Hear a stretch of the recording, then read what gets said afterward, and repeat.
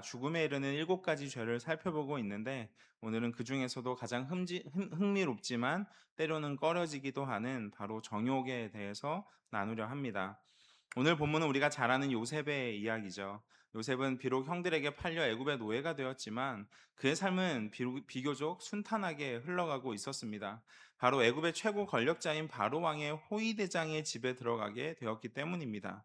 그곳에서 요셉은 경영에 있어 매우 뛰어난 자질을 보여주면서 가정의 총무에 이르게 됩니다. 이렇게 일이 잘 풀리는 그때 그의 인생의 첫 성이 찾아왔습니다. 성이 찾아왔어요. 사람이라면 누구에게나 찾아오는 그 성이 현재까지 요셉의 인생에서 가장 잘 풀리고 있는 이 순간에 찾아온 것입니다. 이 성이라는 것은 정말 강력한 힘을 가지고 있기 때문에 어떻게 다루느냐에 따라 인생이 달라지기도 합니다. 요셉의 경우가 그랬습니다. 모든 것이 잘 되고 있는 그때, 형통하고 있는 그때에 이 성이 무작정 들이닥친 것입니다. 오늘 본문을 통해 우리가 배우고자 하는 것은 크게 세 가지로 나눠볼 수 있습니다. 우선 보디발의 아내를 통해서 정욕이 무엇인지 그 정욕을 이해하는 법을 배우고, 그 다음 요셉을 통해서 정욕을 어떻게 대해야 하는지 그 다루는 방법에 대해서 배우고, 마지막으로 하나님이 하시는 것을 통해서 이 정욕이 어떻게 치유되고 또 그 삶이 어떻게 회복되는지를 배우고자 합니다. 첫 번째로 보디발의 아내를 통해 배우는 정욕을 이해하는 법입니다. 시작하기에 앞서 우리는 성과 정욕이 서로 다르다는 것을 이해할 필요가 있습니다. 성경은 정욕을 성에 대한 직접적인 표현으로 쓰지 않습니다. 그런 경우는 거의 없습니다. 쉽게 말해 성욕과 정욕은 다르다라는 것입니다. 정욕은 질서에서 벗어난 욕망을 의미합니다. 본문 7절 말씀으로 다 같이 한번 읽어볼까요? 시작. 그 후에 그의 주인의 아내가 요셉에게 눈짓하다가 동침하기를 청하니, 여기 눈짓하다가는 히브리어로 눈을 들었다 이런 표현인데, 이는 묵상하다, 곰곰이 생각하다라고 할 때도 이 표현을 씁니다. 즉 보디발의 아내는 이 요셉을 묵상하고 곰곰이 생각했다 하는 것입니다. 왜 그랬을까요? 6절에 힌트가 있습니다. 6절 말씀도 한번 읽어봅니다. 시작. 요셉은 용모가 빼어나고 아름다웠더라. 여러분, 용모가 빼어나고 아름다웠다는 말은 체형이 남자답고 멋지고 얼굴에 빛이 났다라는 표현이죠. 이런 남자 여러분 보신 적 있으십니까? 현실 세계에서 말고 TV에서 우리가 주로 보죠. 예. 그야말로 막 감탄이 나오는 그런 몸과 얼굴, 입이 떡 벌어지고 몸이 굳어버리는 남자 있잖아요. 드라마에 나오는 그런 남자 주인공들 말입니다. 우리야 TV 끄면 이제 못 보고 이제 현실로 돌아오는데, 보디발의 아내는 그걸 매일 보고 있는 겁니다. 그런 TV 속에서나 볼 수 있는 그런 장면, 그런 남자를 현실에서 지금 계속 보고 있는 거예요. 나도 모르게 눈이 가고 눈 감아도 생각이 난다는 것입니다. 게다가 이 남자 우리 집에 있는 종이에요. 노예입니다. 그러니 눈빛만 보내도 내 마음을 알겠지 하면서 이 눈짓을 계속 보내는 거죠. 그런데 평소에는 그렇게나 똑똑한 요셉이 나의 이 눈빛을 못 알아먹습니다. 그래서 아예 작정하고 동침하자 청하게 되죠. 그녀가 요셉을 정말 좋게 봐서 청이지, 종이면 강제로 이렇게 해도 되지 않겠습니까? 주인인데 누가 뭐라고 하겠습니까? 그런데 요셉은 이런 그녀의 청을 한 번도 아니고 계속해서 거절을 합니다. 그것도 단호하게 자기 옷까지 버리면서 완강하게 거부를 한 것입니다. 이때 이 여인이 느꼈을 수치심이 어땠을까 한번 생각을 해보십시오. 이 정도면 사형감입니다. 진짜 말 그대로.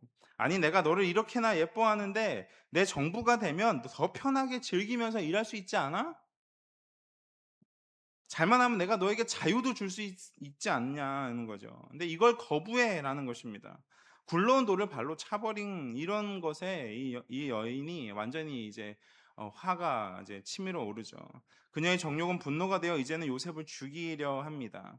남편이 오자 당신이 데려온 저 히브리 청년이 나를 엿보이고 이 집의 여자들도 다 그렇게 할 거라고 고자질을 하기 시작한 것입니다. 이것이 그녀가 보여주는 정욕의 단면입니다. 다시 말하면 정욕은 성적 욕망 그 자체는 아닙니다. 성경은 성적 욕망이 무조건 나쁘다고 하지 않습니다. 성경은 성에 대해 가장 고상하고 영광스러운 관점을 가지고 있습니다. 창세기 2장에서 하나님은 단 두 개의 성, 이거 굳이 얘기 안 해도 되는데 지금은 얘기해야 되는 시대이죠.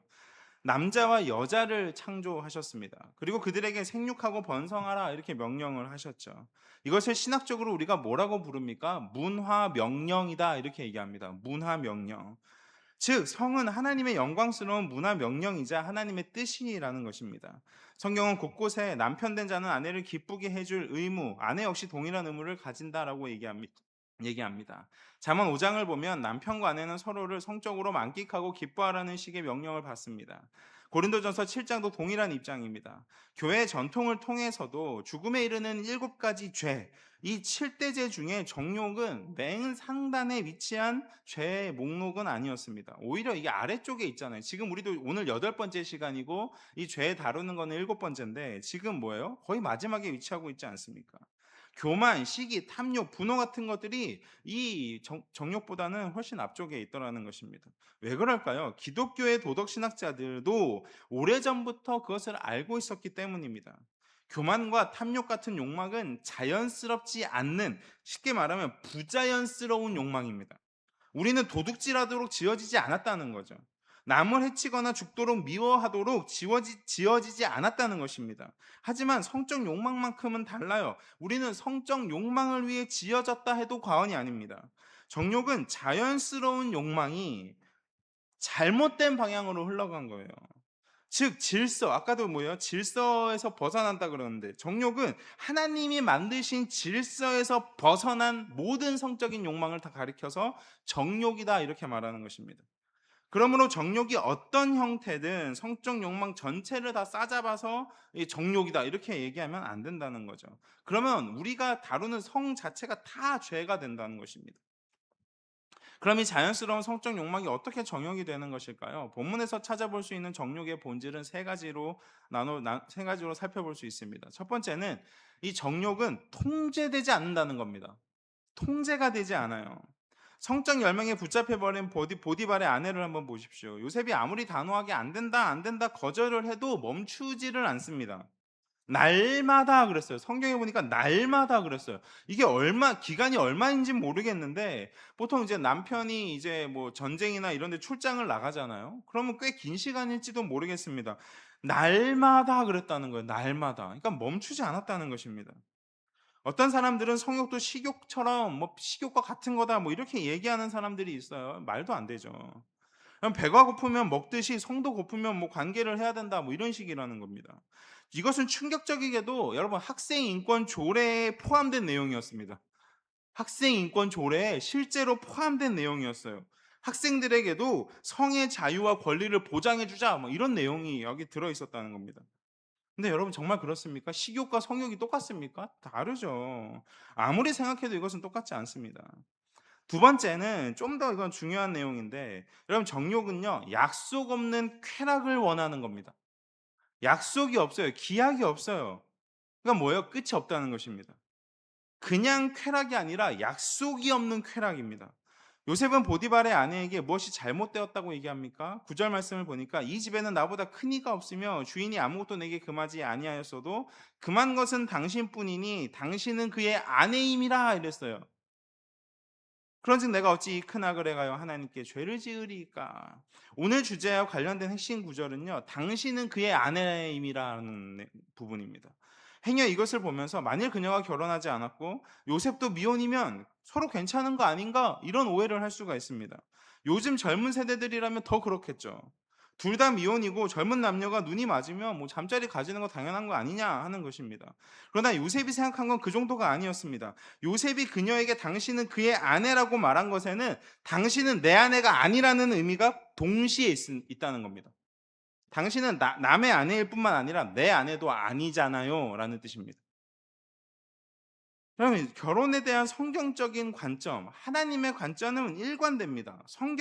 성은 언제나 오직 한 남자와 한 여자 사이에서만, 이게 하나님께서 정하신 법칙이죠. 결혼이라고 하는 법칙. 한 남자와 한 여자 사이에서만 완전하고 배타적이며 영구적인 이 결혼이라는 헌신 속에서만 설계할 수 있다는 겁니다. 성이 그렇다는 거죠. 즉 서로 결혼한 사이가 아니라면 다 문제라는 것입니다. 요셉이 보았을 때 이 일이 악한 이유는 그것이 단순히 성적인 행위여서만이 아닙니다. 당신은 내 아내가 아니기 때문입니다. 하나님이 나와 짝지어 주신, 나에게 짝지어 주신 여인이 아니라는 거예요. 그리고 C.S. 루이스가 이런 말을 했어요. 결혼 없이 성관계를 원하면서 약속 없는 쾌락을 원하고, 약속 없는 쾌락을 원하면서도 헌신을 원하지 않는 것은 마치 음식을 맛보고 삼키려다가 그걸 곧바로 내뱉는, 곧바로 토해내는 것과 같다. 여러분, 맛보는 것과 소화시키는 것을 분리하는 게 이게 얼마나 부자연스럽고 이상한 말입니까? 여러분, 맛보는 건 뭐예요? 곧 내가 그것을 먹고 배도 부르고 소화도 시키는 걸 한 번에 연결하는 거잖아요. 육체적 결합을 모든 차원에서의 이 추상적으로 다 떼어내서 목적 없이 그냥 단순히 쾌락만을 원한다면 그것만큼 영적으로 그 사람을 피폐하게 만드는 일은 없다는 것입니다. 성은 하나님이 설계하신 이 결혼이라고 하는 이것을 통해서만이 해야 된다라는 거죠. 따라서 성은 하나님이 설계하신 방식으로 상대방에게 이렇게 얘기하는 겁니다. 나는 당신에게 속한 사람입니다. 나는 당신에게 속한 사람입니다. 그리고 더 나아가서 나는 당신에게 속해 있고 당신도 나에게 속해 있고 그렇기 때문에 우리는 우리 것이 아니라 우리는 하나입니다. 라는 것. 이것이 바로 결혼, 성경적인 결혼관입니다. 여러분, 세 번째는 정욕은 사람 없이 그냥 쾌락 그 자체만을 원한다는 겁니다. 사람이 없어요. 이 말은 정욕은 사랑과는 전혀 관계가 없다는 뜻입니다. 그러니까는 사랑이라는 것은 어떤 상대방이 있다는 걸 전제하잖아요. 근데 이 정욕은 사람이 빠진다는 것입니다. 진정한 사랑은 사람을 원하는 거죠. 하지만 정욕은 쾌락, 즐거움을 원합니다. 사람은 그저 쾌락을 위한 도구 중에 하나가 되는 겁니다. 보디발의 아내가 요셉을 가질 수 없다는 것을 깨닫자 어떻게 됩니까? 돌변하죠. 그녀의 마음이 돌변합니다.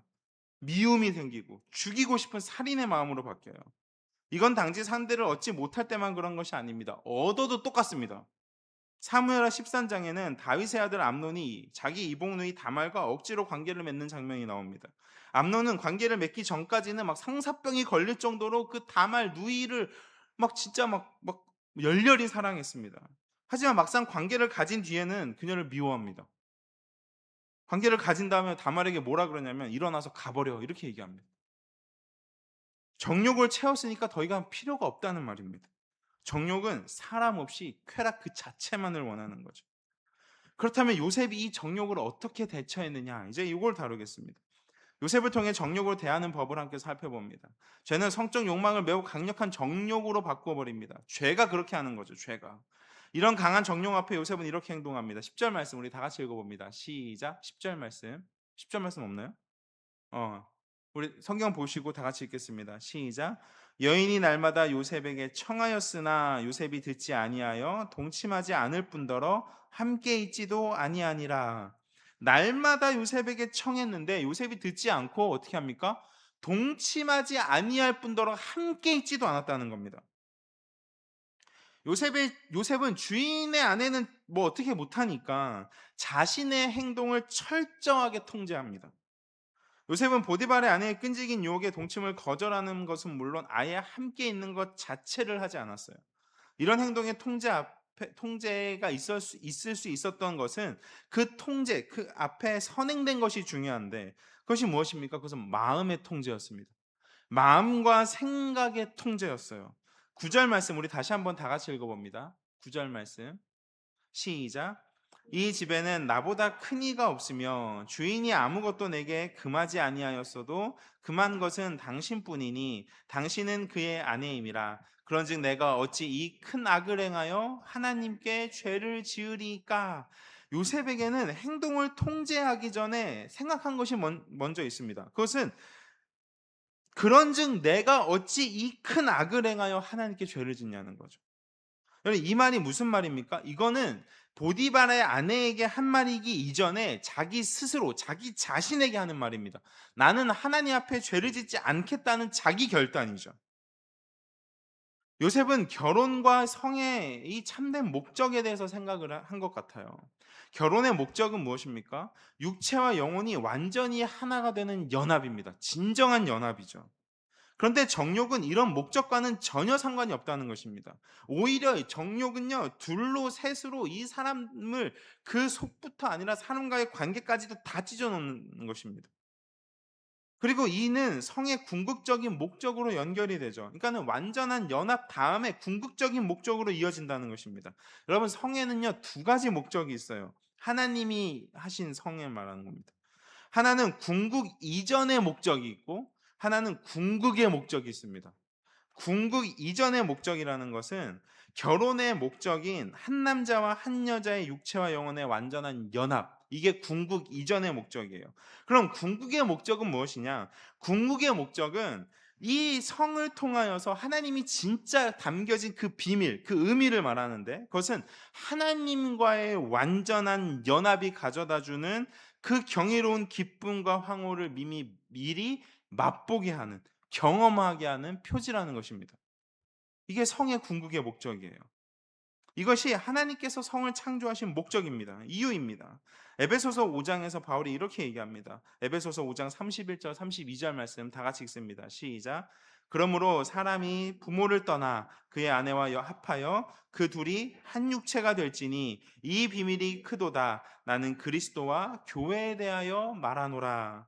남편과 아내의 연합, 즉 성의 목적에 담겨 있는 비밀은 매우 크고 신비하다는 거죠.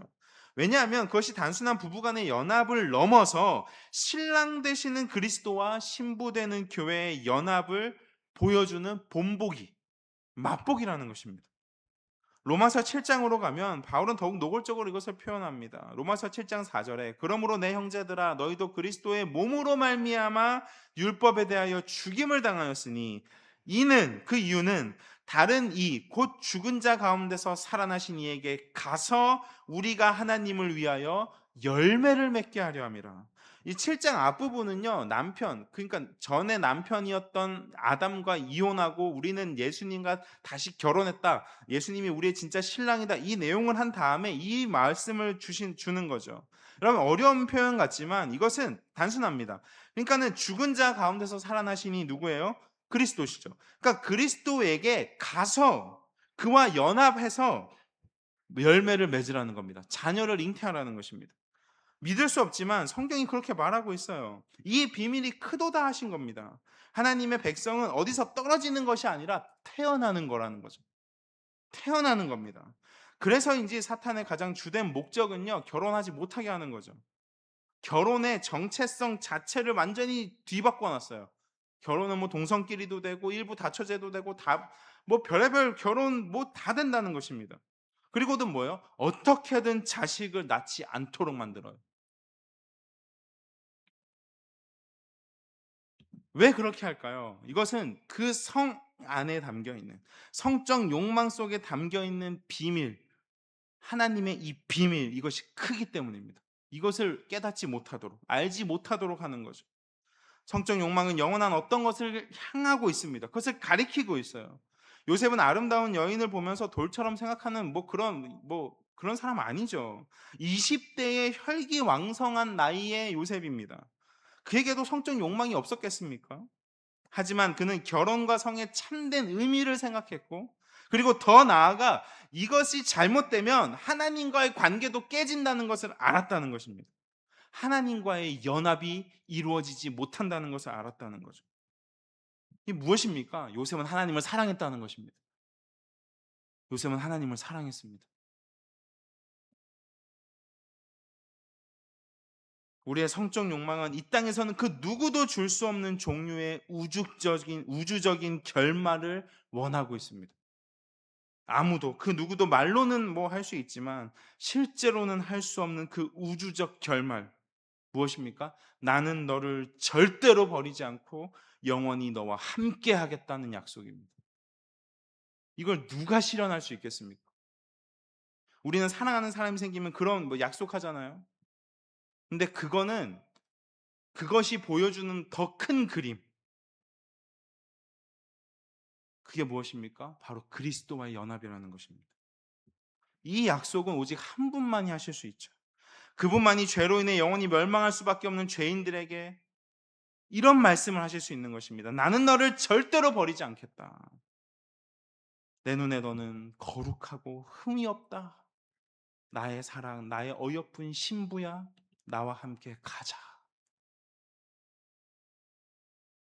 그분이 이렇게 말씀하실 수 있는 이유는 그분이 우리를 위해 죽으시고 자신의 의로 당신 자신을 우리에게 입혀주셨기 때문입니다. 그래서 요셉은 보디발의 아내가 주는 일시적인 달콤한 쾌락보다 그녀의 정부가 되어 애굽의 온갖 좋은 것을 누리는 것보다 주인에게서 쫓겨날 각오를 하고, 아니 죽을 각오를 하면서까지 한 사람의 그리스도인, 한 사람의 그리스도의 신부가 되기를 선택한 것입니다. 성은 좋은 것입니다. 하지만 그 욕망이 지나쳐 그것을 통제가 벗어나 버리면, 그것이 통제를 벗어나 나를 지배하게 된다면 성이 궁극적으로 가리키는 그리스도와의 연합이라는 그 크고 신비로운 목적에는 결코 이르지 못한다는 것을 우리가 알아야 된다는 거죠. 자기 절제는 성을 부정적으로 생각한다고 생기지 않습니다. 오히려 그 대신에 성을 너무나도 영광스럽게 생각할 때, 즉 하나님이 계획하시고 목적하신 그 비밀이 있구나, 그 비밀의 원래의 자리로 돌려놓을 때 성도는 비로소 성에 대해서 절제할 수 있습니다. 요셉처럼 그것을 이겨낼 수가 있어요. 이제 마지막 세 번째로, 하나님이 하시는 것을 통해 우리 안에 있는 이 정욕의 죄악이 어떻게 치유되고 회복되는지를 살펴보고 마치겠습니다. 요셉이 정욕을 이겨내고 감옥에 들어갔을 때 하나님은 그에게 이렇게 하셨습니다. 21절 말씀 우리 다 같이 읽습니다. 시작. 여호와께서 요셉과 함께 하시고 그에게 인자를 더하사 간수장에게 은혜를 받게 하시매. 요셉은 정말 억울하게 감옥에 갔습니다. 하지만 그게 오히려 다행일 수도 있어요. 인간적으로 보면. 왜냐하면 보디발과 보디발의 아내 입장에서 요셉은 죽어 마땅한 죄인이기 때문입니다. 중범죄예요, 중범죄. 하지만 보디발은 불같이 막 화를 내긴 했어도 요셉을 죽이지는 않았습니다. 어쩌면 보디발이 자신의 집에 충성했던 이 요셉에게 마지막으로 베푼 은혜였을지도 몰라요. 하지만 더 깊이 생각을 해보면 실제로는 아내가 아니라 요셉을 더 믿었을지도 모릅니다. 요셉이 얼마나 충직스러운 신하였습니까? 얼마나 믿을 만한 종이었습니까? 다 맡겼잖아요. 자기 먹는 것만 빼고는. 그의 정직함과 인격 얼마나 훌륭했는지 몰라요. 보디발은 성경에 기록된 대로 하나님이 그와 함께 하심을 본 사람입니다. 그 결과 자신의 집이 엄청난 복을 받고 있다는 것을 직접 몸으로 경험한 사람이에요. 그의 아내가 요셉을 향해 맹비난을 쏟아 부었을 때도 믿기가 힘든 겁니다. 어찌됐든 보디발의 아내를 통해 들었던 이 혐의는 분명 사형에 해당하는 중범죄, 죽음에 이르는 대죄였습니다. 단칼에 요셉의 목을 베어도 누구도 뭐라 하지 않는다는 것입니다. 그럼에도 보디발은 요셉을 죽이지 않았습니다. 그렇다고 그냥 넘어갈 수 없기 때문에 결국 그렇게 되면 어떻게 될까요? 그렇게 되면 오히려 자신의 아내가 초라해지죠. 놀림거리가 되고 정죄를 받습니다. 그러니까 이건 뭐예요? 자신의 명성에도 크게 위협이 될 만한 문제가 될 수도 있는 겁니다. 결국 보디발의 선택은 요셉도 아내도 다 구할 수 있는 최선의 선택이었어요. 보디발은 요셉을 자신에게 속한 감옥에 가두어 두면서 그를 지켜볼 수가 있었고, 아내도 그냥 데리고 있었습니다. 이것이 하나님이 요셉을 보디발이라는 사람의 집에 팔리게 하신 이유가 아닐까 생각해 봅니다. 요셉도 이렇게 하는 주인 보디발을 이해했을 것입니다. 하지만 그건 그거고 억울한 건 억울한 겁니다. 요셉이 처음으로 억울함을 호소했을 때가 바로 이 감옥에 갇혔을 때예요. 그 꿈 해몽해주고 술 맡은 관원장 나갈 때 자신을 좀 생각해서, 당신이 나갈 때 나를 좀 기억해서 나 여기 올 사람 아니라고 좀 대신 얘기 좀 해주세요. 3년을 잊어버립니다. 억울한 거죠. 하나님은 억울하게 감옥에 갇힌 요셉, 자기 때문에 갇히게 된 요셉이죠. 어떻게 내가 하나님께 득죄하겠습니까? 하나님 때문에 갇힌 요셉. 그 요셉과 함께 하시고 특별히 그에게 뭘 더하셨어요? 인자. 인자는요, 사랑, 헤세드입니다. 하나님이 그에게 헤세드를 더하셨습니다. 하나님이 요셉과 함께 하시고 그에게 인자 사랑을 더하셨듯이 지금 우리와도 함께 하시고 당신의 인자 사랑, 그 은혜의 결정체인 헤세드를 우리에게 더해 주셨습니다. 누구예요? 예수님이십니다. 그런데 사실 우리는 이 요셉보다는 오히려 이 보디발의 아내와 더 닮아 있지는 않습니까? 실은 내가 요셉이 아니라 보디발의 아내가 아니냐는 거죠. 여러분, 이런 우리에게 더 큰 위로가 되는 주님의 일화가 하나가 있습니다. 예수님은 현장에서 가늠하다 잡힌 여인에게 이런 말씀을 하셨어요. 그 여인을 향해 사람들이 돌을 들고 다 서 있었습니다. 근데 그 돌 들고 있는 사람들도 주님의 말씀 앞에 하나둘씩 현장을 다 빠져나갑니다. 그리고 단둘이 계셨을 때 주님이 하신 말씀이죠. 요한복음 8장 11절 말씀 다 같이 있습니다. 시작. 나도 너를 정죄하지 아니하노니 가서 다시는 죄를 범하지 말라 하시니라. 주님은 죄를 죄라고 부르십니다. 다시는 죄를 짓지 말라고 하셨지, 죄가 아니다, 뭐 그거 죄 아니니까 걱정하지 마, 이게 아니라는 거죠. 성적 욕망은 죄 아닙니다. 하지만 정욕은 죄입니다. 그리고 그 죄는 반드시 어떤 방식으로든 정죄받아야 합니다. 사람에게서든 아니면 하나님에게서든 반드시 죄는 그 죄값을 치러야 되는 거죠. 돌을 든 사람들은 돌아갔습니다. 왜? 너희 중에 죄 없는 자가 돌로 치라 그랬거든요. 그냥 죄 없는 사람이 어디 있습니까? 다 죄가 있는 거예요. 근데 주님은 그 현장에 그대로 계셨습니다. 무슨 얘기일까요? 주님은 죄가 없다는 뜻입니다. 주님은 죄가 없으셨어요. 주님은 그대로 계시면서 그녀를 정죄하지 않으십니다. 이게 핵심이죠. 죄 없으신 분이 정죄하지 않으신다는 겁니다. 가장 그 여인을 정죄하실 수 있는 분이 정죄하지 않는다는 것입니다. 이게 어떻게 가능할까요? 주님이 이 말씀을 하실 때 실제로 이 여인을 위해서 주님이 하신 일 때문에 그게 가능합니다. 주님이 하신 일이 무엇입니까? 십자가죠. 시간의 순서상 주님의 십자가는 이 사건 뒤에 일어나는 일이지만 주님의 입장에서, 하나님의 입장에서는 아닙니다. 주님께는 과거, 현재, 미래가 없습니다. 주님은 I am that I am, 스스로 계신 자예요. 나는 스스로 있는 자니라 그랬습니다. 바울의 선언대로 주님은 이런 분이세요. 만물이 주에게서 나왔고 주로 말미암고 주에게로 돌아간다.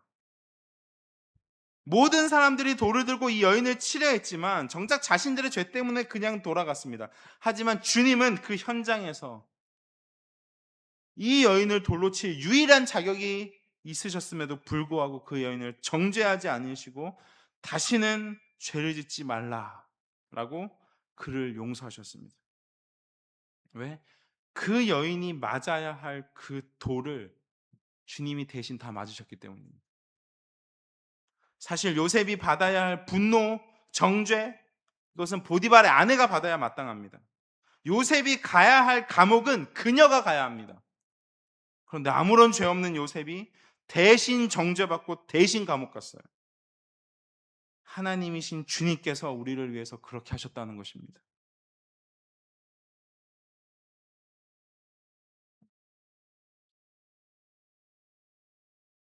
아무런 죄 없으신 예수님께서 저와 여러분을 위해서 대신 하나님의 진노와 정죄를 받으시고 우리가 가야 할 지옥에 가셨습니다. 그러나 하나님은 요셉이 3년 만에 바로의 꿈을 해석하며 그를 지극히 높여 애굽의 총리가 되게 하신 것처럼, 그렇게 그의 백성을 구원하신 것처럼 장사된 지 3년이 아니라 3일 만에 예수님을 죽음에서 다시 일으키시고 살리시고 지극히 높이셔서 만왕의 왕 만주가 되게 하셔서 당신의 백성의 영원한 구원을 성취하셨습니다. 이것이 하나님께서 우리에게 하신 일. 그러니까 우리는 하나님이 하신 일을 통해서 치유되고 회복될 수가 있는 것입니다. 정욕은 우리가 살면서 피할 수 없는, 우리가 직면할 수밖에 없는 죄입니다. 하지만 그 죄가 우리를 영원히 사망에 가둘 수 없습니다. 왜? 예수님 때문입니다. 간음하다 잡힌 그 여인은 단순히 그 순간의 위기만을 넘어가선 것이 아닙니다. 또 간음해서 죄 짓고 그러지 않았을 겁니다. 분명히. 그랬다면 그 사건은 기록되지 않았을 거예요. 그녀는 영원한 생명을 얻었습니다. 이 여인이 다시는 죄를 짓지 말라 하신 말씀을 어떻게 평생을 기억하며 살았을지를 한번 생각해 보십시오. 우리도 그렇게 살아야 할 것입니다.